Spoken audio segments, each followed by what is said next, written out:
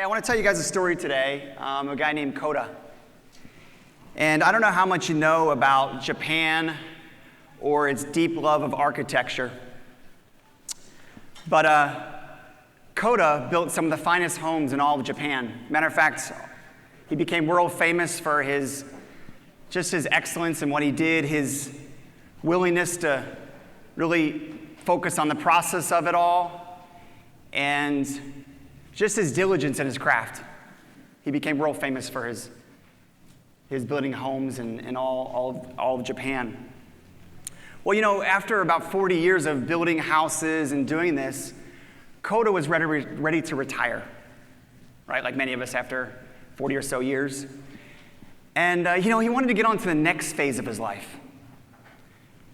Hanging out with grandkids, he had some trips planned, he had some things he wanted to knock out on his bucket list. So Koda went to his boss, and he was gonna, present him his 2-week notice and just get his blessing to retire. And his boss said, Koda, we're so thankful for all the work you've done. You, through the excellence in your work, have not only made yourself world famous for your homes, but you've actually made our company world famous. And we're so thankful and grateful. But there's just one more thing we want you to do. We want you to build one more house for a very, very special client. And the whole company agreed that it needs your special touch, your wow factor. Now, Koda was frustrated because, he was ready for the next phase of his life. If he said yes, he would have to cancel 2 trips. He would have to miss time with grandkids. He would have to postpone things for a few more months. He told his boss he needed a few days to think about it. Talked over with his wife. A few days later, he comes back, he says to his boss, I will build this house, but this will be the very last house I build. So he started on the process. And see, this house was a little different, though. See, Koda had agreed in his head to do the house, but in his heart wasn't in it. Normally, where Koda picked every board, watched every detail, hired the finest craftsmen, looked at every architectural drawing, watched every small detail of every home he built for the last 40 years, this time it was different. See, he viewed this house as more of an obligation than an opportunity. So instead of being excellent at everything in the process, he delegated many things out. He let things slip through the cracks. The house would be up to code, but just barely. Koda knew in his heart that this wasn't his best work. But see, he was over it. He was ready for the next phase. And he wasn't in the process or in the present moment. 4 months or so go by, the house is done. Reports back to his boss. I've done what you asked. I built this house. Now may I have your blessing to retire? And his boss said, Koda, there's just one more thing. Now Koda grew angry inside because he thought they were going to ask him to build another house. His boss leaned over into his desk, pulled out a little box with a red ribbon on it. He handed it to Koda, and he said, Koda, this is just a small token of our appreciation. Koda looked at the box, he opened the ribbon, pulled off the lid, and inside the box was a set of new shiny keys. His boss leaped up and said, Koda, we're so excited. The house is yours. Everyone here believes you need it, and you deserve it. Immediately, Koda's heart sank. Unbeknownst to Koda, he had been building his own house all along. If only he would have known, he would have looked at every detail. He would have picked out every piece of wood. He would have looked at every architectural drawing. He would have hired the best craftsmen. He would have done everything possible. But it was too late. See, the only thing that matters today, or essentially any day, for you and for myself, is what we become in the process. The present moment. So many of us, including myself, we look at the final product, right? It's all about us or me or you, the final product. But if you focus on the final product, you'll get crushed every time. It's about the process and what you become. What does it mean to have a huge goal and a big success if you skip many steps on the way there.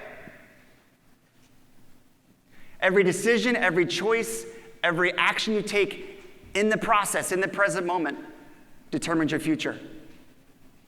You know, usually the audiences I speak to are all chiropractic students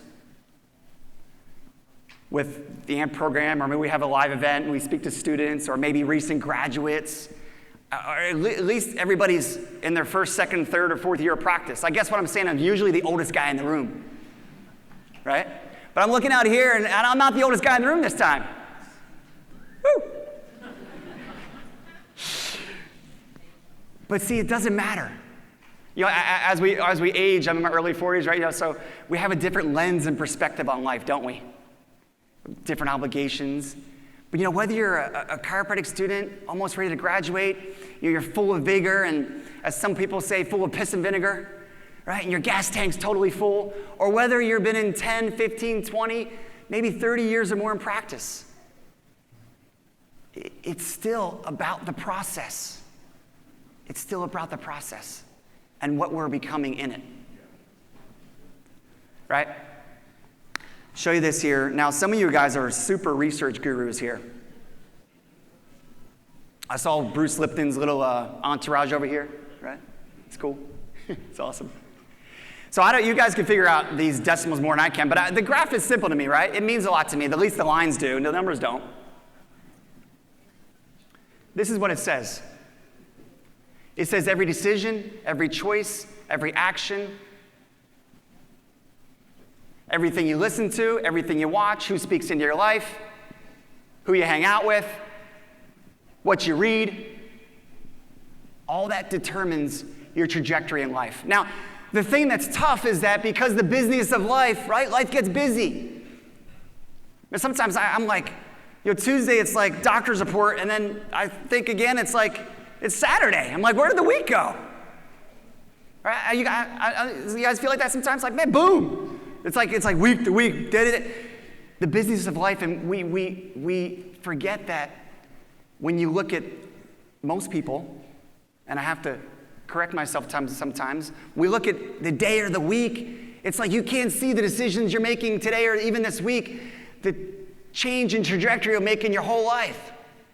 Now we can look back and say, man, I really screwed up there. I shouldn't have done that, or I did that one right. But it's about being in the present moment. There's a guy named Dave Brailsford.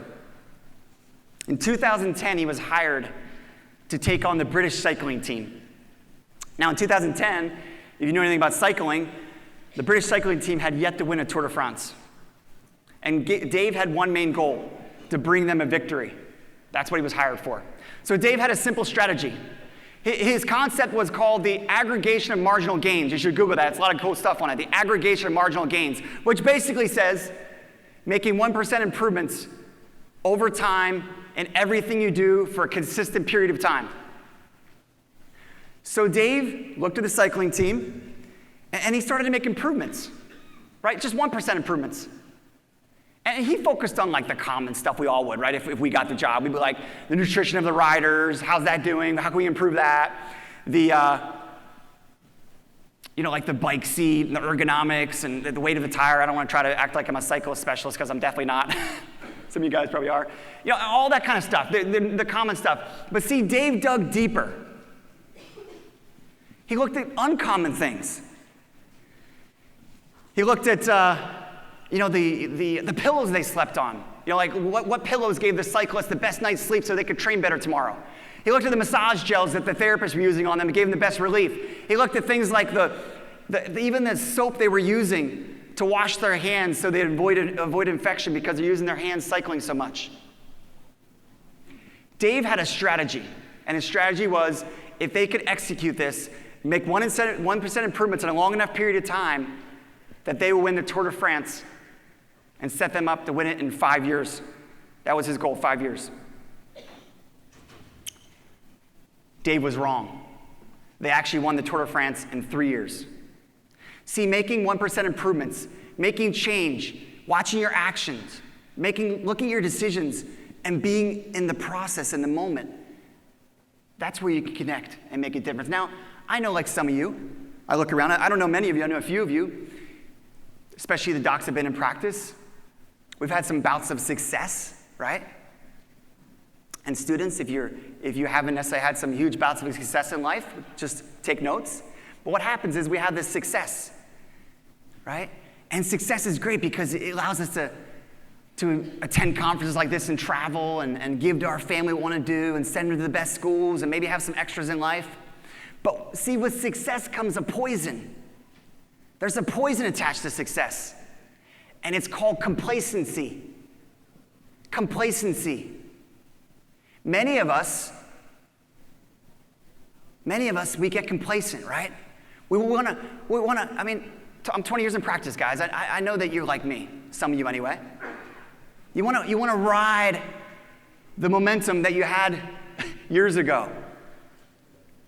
You want to just take that energy, like, man, I'm just going to cruise. I don't want to work as hard anymore. I want to take more time off. I want to hire like 3 associates and just kind of cruise. Anybody resonating with me? Nobody? Okay. I know you are. You're like, he's talking right to me. So here's the deal. We've got to fight complacency, because complacency, it's like a lie. It steals the satisfaction out of life, right? It steals the zeal. So we've got to dig deeper. We've got to look at where we were complacent. We've got to look at being in the process, right? Making decisions and actions today that make a difference, not just in ourselves, but in our community, in our chiropractic community, and events like this. But it's hard. It's real hard. It's hard to change, man. Change is painful. Recently, we went through some change. I have some team members that have been with me for a decade or more, of multiple ones. And, they're all in their 40s and 50s, even some in their 60s. And it's like, hey, guys, we're gonna start changing. We've been about 1,000 visit a week practice or so, plus or minus, for over a decade. But, you've got to change to be relevant. There's nothing worse than walking into a chiropractic office that hasn't changed anything in 15 years. It's like stale, guys.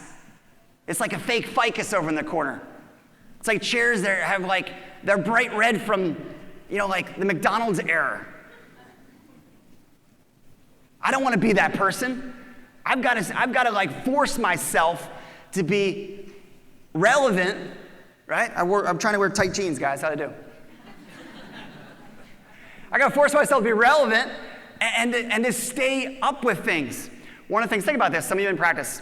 10 years ago, there was no such thing as social media. Nowadays, it's like, I was talking to Gilles, I was like, man, let me tag you on Instagram. He's like, I don't even have one. I'm like, oh man, you're lame.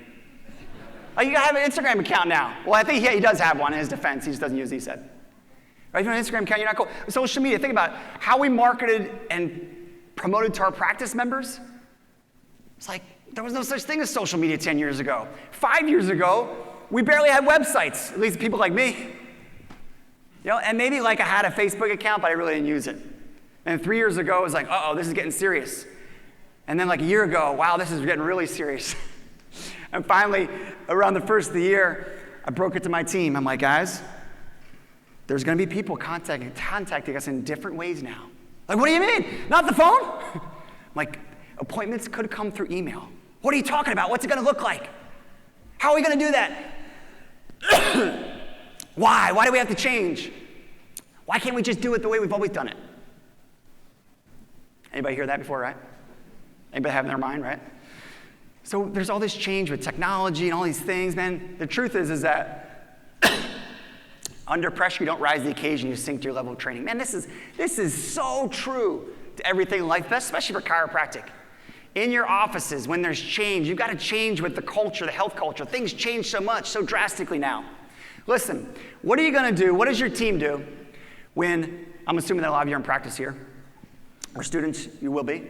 What happens when your CA picks up the phone and you have a practice member that says, hey, yeah, I don't know, maybe they're better, maybe they're worse. It's like, hey, I want to stop the recurring payments. I want to drop out of care. I'm done. What do I need to do? What does your team member say? Right? Are they gonna rise to the occasion? Are they going to sink to their level of training? I've got news for you. Every one of us sinks to our level of training that we've best trained at, right? In our relationships, in our communication, in anything we do. We would like to think that we rise, right? How about yourself? I just had me last week. And they're adjusting, and I'm like, oh, hey, I'm in my flow, Justin. Oh, yeah. And there's this guy in there. In one of the rooms I walked in, I could kind of tell the energy was different, I'm like, hey, what's up, bro? Hey, And he's like, oh, yeah, well, I'm not going to adjust it today. So the first thing I think is, why the hell did my team send him back here if he's not going to adjust it today? Anyway, I'm like, oh, what's going on? I'm like, this is going to be a dumb conversation. He's like, oh, my neurosurgeon, MRI, blah, blah, blah. Yeah, he's told me, What do I got to say? What are you going to say? Have you trained to turn that practice member around? And we could go through a million scenarios. The truth is that people think you shine under the bright lights, right? When the pressure's on. But the bright lights only reveal the training in the dark. How you trained in your private life, how you trained in the dark when no one else is watching, right? Boring, sweaty, hard work when no one else is watching, right? The dark, the private life, that's what is projected in your public life. So when you look around, and we all do it on the social media feed, it's like, oh man, wow, look how amazing they are. Wow, oh, they're so talented. They're so talented. Wow, look how talented. Wow, they're not that talented. Very few exceptions of talent.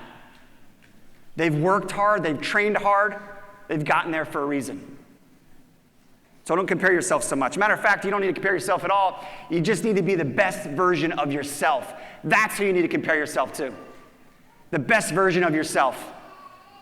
I didn't say get off social media, although maybe some of you should. Just the best version of yourself. Training's tough. And with training comes pain, and with life comes pain. I don't know if you know Brian Houston. He has some amazing talks on this subject. He's the founder of Hillsong Church. But the truth is, I don't know everybody here. I know very few of you. I don't know where you're at today.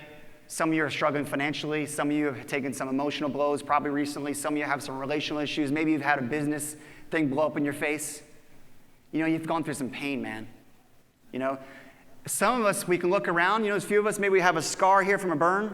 Maybe we have where we got stitches. Some of you can see wounds visibly, but most of us have wounds that no one can see, including myself. Right? If you think you're the only one struggling, you're wrong. We all struggle. 5 years ago, I went through one of the darkest times in my life. My dad passes unexpectedly. Just unexpectedly. At the same time, we're forging Amped, right? So we're forging Amped, we're all these chiropractic colleges, got 1,000 visits a week practice, my kids are toddlers at the time, all these things in a million different directions. From the surface, it was like, wow, look at Hess, he's doing awesome, everything's amazing. In the private life, very few people knew, man, I was bouts of anxiety. I was sleepless nights. My dad passed. It's like, I thought I should have went to the emergency room a couple times. That's what I was thinking. Now, as chiropractors, we don't go, right? I'm not going to the emergency room. I probably should have. So I want to let you know that if you're struggling today, if you have some pain, it's okay. Because what I know is that for me, I can tell you my own experience, but I know this is true for you. What's meant to harm you, I believe God uses to empower you. What happened is that now with anxiety, with the sleepless nights, man, now if I ever have a bout of anxiety, I know what to do. I know how to handle it. See, my vision's been expanded because of the pain I've been through. I've dug deeper. When you're in pain, I don't welcome pain. You don't welcome pain, but it's a part of life. Right? When it comes at us, we need to dig deeper. We need to find our deeper roots, and we need to use it to empower ourselves. Right? Your capacity for pain will determine your potential for growth. And I'm going to finish up here. I got to leave some things out. But let me finish up with this.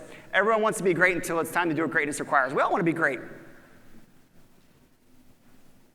We all want to be great, don't we? There's a guy named Ingvar Kamprad. I don't know if you ever heard of him. Ingvar, as a little boy, he grew up in Sweden, and he used to sell matchsticks door to door. When the other kids would say, hey, let's go play ball, he would say, no, I'm going to sell matchsticks door to door. He would drive his bicycle 3 hours to Stockholm one way to buy another box of matches, and then he would go sell them door to door. He did this for about 5 years, true story. Probably never heard of him, but at age 17, Ingvar decided to name his new company. You may have heard of it. It's called IKEA. IKEA is worth $150 billion today. See, everybody wants to be the next IKEA, but few are willing to sell matchsticks door to door. Everybody wants to be the next Facebook or Google or Steve Jobs, but few of you are willing to do what it takes. Everybody wants to have the next waiting list practice, but few are willing to do what it takes. Or the next referral-based practice. You can come on up. You can join me. See, the more they come, the more I'm going to talk. I'm just kidding, Jill. I'm going to get off. Everybody wants to be that next person, but very, very few of us are willing to do what it takes. How are you building your house? What are you becoming in the process? Are you so focused on the product? Are you so focused on yourself and the success that you're forgetting about the process? What does the product mean if it's empty? How many of you here, 30 seconds, how many of you here have ever experienced this? I have. It's like, we're going to hit a number in practice, like patient visit week, volume. Or we're going to hit a collections per month, right? Well done this. I have. And it's like, yeah, we get there at the moment, but then it's like empty. It's like, oh, that kind of sucked, right? It wasn't as exciting as I thought it'd be. And then you look back now, and that's because I was so focused on the product, I was ignoring the process and just the beauty and the excellence and the magnificence of it all, right? So how are you building? How's your process doing, right? How are you training? Can you train harder? How can you improve 1%? How can you be greater? Thanks for your time.